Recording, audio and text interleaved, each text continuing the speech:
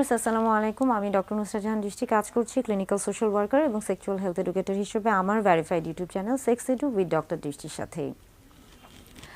বেশ কিছু ভুল রয়েছে, যে ভুলগুলো যদি করা হয়ে থাকে তাহলে সেই ক্ষেত্রে কিন্তু অর্গাজমটা দেরিতে হয়ে থাকে। অর্থাৎ কিছু পদ্ধতি রয়েছে, সেই পদ্ধতিগুলো যদি আপনি মেনে না চলেন বা সেই পদ্ধতিগুলো যদি আপনি না মানেন, তাহলে সেই ক্ষেত্রে কিন্তু আপনি সহবাসের ক্ষেত্রে, শারীরিক সম্পর্কের ক্ষেত্রে সর্বোচ্চ যে যৌন তৃপ্তি বা সুখ বা আনন্দ সেটা কিন্তু পাবেন না। অর্থাৎ অর্গাজমটা দেরিতে হবে বা অনেক সময় নাও হতে পারে। সেই ক্ষেত্রে এই ভুলগুলো করা থেকে নিজেকে বিরত রাখতে হবে। তাহলে আসুন জেনে নিই যে আসলে কি কি করা যাবে না বা কোন কোন জিনিসগুলোর প্রতি আসলে আমাদেরকে সবচেয়ে বেশি গুরুত্ব দিতে হবে। প্রথমে আমরা বলে থাকি যে স্বামী স্ত্রী উভয়ের মধ্যে একটা কমিউনিকেশন থাকতে হবে, অর্থাৎ যোগাযোগের একটা মাধ্যম থাকতে হবে। যদি আপনি কমিউনিকেশনই না থাকে আপনাদের দুজনের মধ্যে, স্বামী স্ত্রীর মধ্যে, তাহলে আসলে কিভাবে বুঝবেন যে কার ভালো লাগা বা ভালোবাসার জায়গাটা কোন জায়গায়। এই জন্য কমিউনিকেশনটা অনেক জরুরি একটা বিষয়। অনেকে এই জিনিসটাকে না গুরুত্ব দেয় না। দেখা যাচ্ছে যে যখন সহবাসে যাচ্ছেন, আপনার যে সঙ্গী আছে তার প্রাধান্যটা কি বা তিনি কোন জিনিসটাকে প্রাধান্য দিচ্ছেন ওই জিনিসটা নিয়ে চিন্তা করেন না। তো সেই ক্ষেত্রে অর্গাজমটাও আসলে দেরিতে হয়ে থাকে। আরেকটা খুবই গুরুত্বপূর্ণ বিষয় যে বেশিরভাগ পুরুষই বা অনেক পুরুষই মনে করে থাকেন যে যদি পেনিসকে পেনিট্রেশন করা হয়ে থাকে ভ্যাজাইনাতে, অর্থাৎ যদি পুরুষলিঙ্গ যোনিপথে প্রবেশ করানো হয়ে থাকে স্ত্রীদের, সেই ক্ষেত্রে হয়তোবা অর্গাজমটা সম্ভব বা সর্বোচ্চ যৌন তৃপ্তি সম্ভব। কিন্তু না, আসলে সবসময় যদি সরাসরিভাবে পেনিসটাকে পেনিট্রেট করা হয়ে থাকে ভ্যাজাইনাল ওয়ালে বা ভ্যাজাইনাতে, সেই ক্ষেত্রে দেখা যাচ্ছে যে সবসময় অর্গাজম সম্ভব না। বরং আপনি যদি সবচেয়ে বেশি গুরুত্ব দিয়ে থাকেন ক্লাইটোরিসে, এবং সেই ক্ষেত্রে কিন্তু আপনার অর্গাজমটা খুব সহজেই সম্ভব। এবং ক্লাইটোরিসে যদি গুরুত্ব দেওয়া হয়ে থাকে, স্টিমুলেশন বা উত্তেজনা দেওয়া হয়ে থাকে, সেই ক্ষেত্রে কিন্তু অনেক সময় পেনিট্রেটিভ সেক্সের প্রয়োজন হয় না। অর্থাৎ সেই ক্ষেত্রে কিন্তু পুরুষ লিঙ্গকে স্ত্রীর যোনিপথে প্রবেশ করানোর প্রয়োজন হয় না, এবং সেই ক্ষেত্রে কিন্তু নিজে থেকে অর্গাজম হতে পারে। অর্থাৎ আপনি যদি ক্লাইটোরিসকে গুরুত্ব না দেন বা সেই ক্ষেত্রে যদি আপনি ক্লাইটোরিসে স্টিমুলেশন বা উত্তেজনা তৈরি না করে থাকেন, তাহলে কিন্তু অনেক ক্ষেত্রেই আপনার স্ত্রীর অর্গাজম নাও হতে পারে, কিংবা হলেও সেটা দেরিতে হতে পারে। আরেকটা খুবই গুরুত্বপূর্ণ বিষয় আমরা বলে থাকি যে লুব্রিকেশন। অর্থাৎ অনেক সময় দেখা যাচ্ছে যে খুব তাড়াহুড়া হয়ে থাকে বা বিভিন্ন কারণে লুব্রিকেশনটা হয় না, বা সেক্সের প্রথম দিকে বা সহবাসের প্রথম দিকে একটা প্রিকামের মতো বের হয়ে থাকে, যেটা আপনার সহবাসটাকে আরেকটু পিচ্ছিল করে থাকে বা আনন্দদায়ক বা সহজ করে তোলে। এইটা যখন আসলে বের না হয়, তখন দেখা যাচ্ছে যে জায়গাটা অনেক শুষ্ক থাকে। তো অনেকে তখন মনে করে থাকে যে তিনি যদি লুব্রিকেন্ট ব্যবহার করে থাকেন, অর্থাৎ বাহির থেকে তিনি যদি কোনো পিচ্ছিল পদার্থ, যেগুলো কিনা শুধুমাত্র সহবাসের ক্ষেত্রে ব্যবহার করা হয়ে থাকে, সেগুলো যদি তিনি ব্যবহার করে থাকেন, সেই ক্ষেত্রে হয়তো বা তার যে সহবাসটা আছে সেটা হয়তো বা তিনি সর্বোচ্চ সুখ পাবেন না। তো এই ক্ষেত্রে যে একদিকে স্বামী স্ত্রী দুজনেরই আসলে যৌন তৃপ্তিটা থেকে দুজনই বঞ্চিত হয়ে থাকে, আবার দেখা যাচ্ছে যে আপনার যে সঙ্গী রয়েছে অর্থাৎ স্ত্রী রয়েছে তারও কিন্তু কষ্ট হয়ে থাকে, এবং তার ক্ষেত্রেও কিন্তু অর্গাজমটা অনেক সময় হয় না বা দেরিতে হয়ে থাকে। অর্থাৎ এই ক্ষেত্রে কিন্তু লুব্রিকেন্টকেও অনেক সময় গুরুত্ব দিতে হয়। আরেকটা গুরুত্বপূর্ণ বিষয় আমরা বলে থাকছি যে বাওয়েল অ্যান্ড ব্লাডার ভয়েড। অর্থাৎ আপনার সহবাসের ক্ষেত্রে আপনাকে অবশ্যই খেয়াল করতে হবে যে সহবাসের আগে এবং সহবাসের পরে যেন প্রস্রাব এবং পায়খানার যেন চাপ না থাকে, অর্থাৎ মলমূত্রটা আগেই ত্যাগ করে নিতে হবে।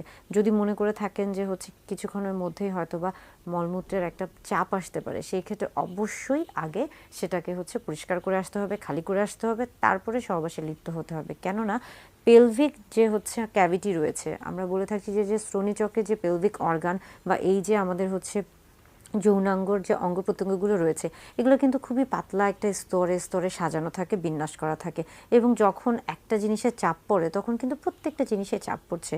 এবং আপনি যদি মলমূত্র ত্যাগ না করেই, অর্থাৎ আপনি যদি চাপ নিয়েই সহবাসে লিপ্ত হয়ে থাকেন, সেই ক্ষেত্রে কিন্তু একটা পর্যায়ে আপনার এই যে প্রস্রাব বা পায়খানার যে থলেগুলো রয়েছে, সেখানে কিন্তু একটা বিরূপ প্রতিক্রিয়া তৈরি হতে পারে, এবং অনেক সময় কিন্তু বিভিন্ন ধরনের সমস্যা রোগেরও সৃষ্টি হতে পারে। অর্থাৎ এই ক্ষেত্রে অবশ্যই সহবাসের আগে এবং পরে আপনার মলমূত্র ত্যাগ করতে হবে, এবং সেটাকে অবশ্যই পরিষ্কার পরিচ্ছন্ন রাখতে হবে।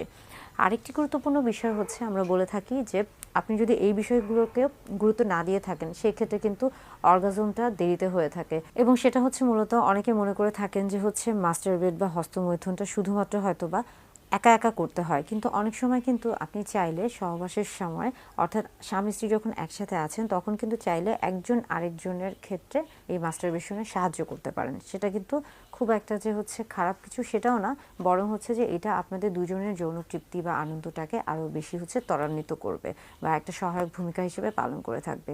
আর সর্বোপরি বা সবচেয়ে গুরুত্বপূর্ণ যে বিষয়টা হচ্ছে যে সহবাসের সময় যদি আপনি আপনার যে সঙ্গী রয়েছে স্বামী অথবা স্ত্রী, তাকে যদি আপনি অন্যভাবে চিন্তা করে থাকেন, অন্যভাবে বলতে আমরা সবসময় বুঝাই যে আমরা বিভিন্ন ধরনের আসলে হচ্ছে সোশ্যাল মিডিয়া থেকে হোক বা যে কোনো জায়গা থেকে আমরা বিভিন্ন ধরনের মুভি দেখছি, নাটক দেখছি, বা হচ্ছে নায়ক নায়িকাদের সাথে অনেক সময় হচ্ছে আমরা আমাদের স্বামী বা স্ত্রীকে হচ্ছে মিলে ফেলি এবং তখন চিন্তা করতে থাকি, যদিও সহবাসের ক্ষেত্রে আপনি আপনার স্বামী বা স্ত্রীর সাথে হচ্ছে আছেন, কিন্তু আপনার মাথায় তখন অন্য একজন ভর করছে বা অন্য একজনকে নিয়ে চিন্তা করছেন, কল্পনা করছেন।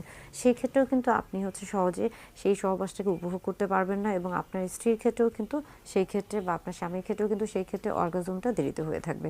অর্থাৎ এই বিষয়গুলোকে যদি প্রাধান্য না দেওয়া হয়ে থাকে, সেই ক্ষেত্রে কিন্তু অর্গাজম লাভটা দেরিতে হয়ে থাকে। তাই এই প্রত্যেকটা জিনিসকে প্রাধান্য দেওয়া উচিত এবং স্বামী স্ত্রী উভয়েরই একটা সুস্থ সুন্দর বা একটা সুন্দর স্বাভাবিক যৌন জীবনের জন্য এই প্রত্যেকটা বিষয়কে গুরুত্ব সহকারে দেখা উচিত।